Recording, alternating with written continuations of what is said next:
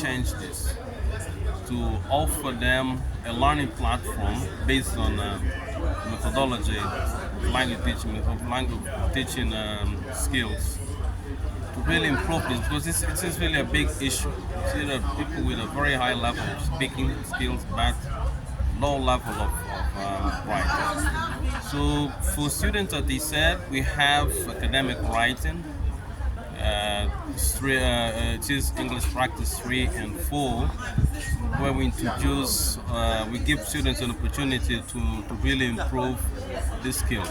But in general, for students, for example, coming here, new students or people at high school, we've been having seminars. Yes, some of them were hosted by NELTA, Mr. Mateus and others, where we show people how to really teach skills, because this is really a big problem. You see that not many people know how to teach language skills. Some of them focus more on grammar and vocabulary, using grammar translation method. The skills not given due attention. So with seminars, conference, and people to really showing people how they can use the pre-while post approach, for example, or giving them lots of writing activities, lots of speaking activities, so that they can use this with their students. If you would allow me, sorry to cut you short, just the last question. How many skills at a time in a lesson plan, for example? Is there any limit? You said, for example, in the room, Yeah. like teaching implicitly or explicitly, Yes. the skills in the classroom. Yeah. How many?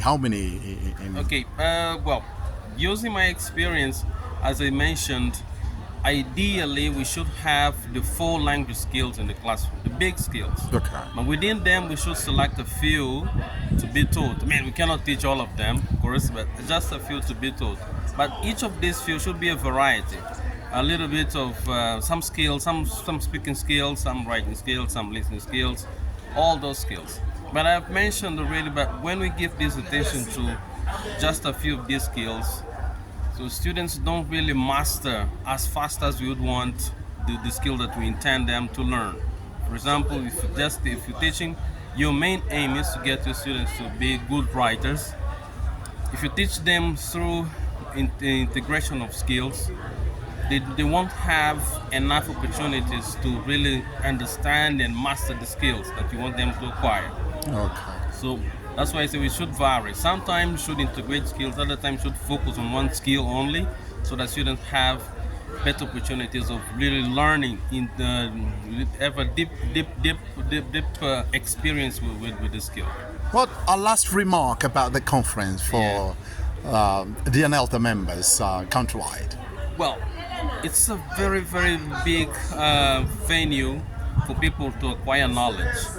And next, for the next events, for example, here in Mwambu, we would have many more teachers. I don't know whether the reason why they didn't come, most of them didn't come for this activity, but it is a great opportunity for them to learn, really to get in touch with what is happening in the world of English language teaching. So, especially for those people who are not trained, we have some people who've been teaching English without formal training to do so. These are great opportunities they would have to really know what's going on and how to deal with the profession. I mean, how to teach grammar, vocabulary skills, and other skills. Thank you, Dr. Zemi. I appreciate for your Thank you very time. much. Thanks. Okay, thank you.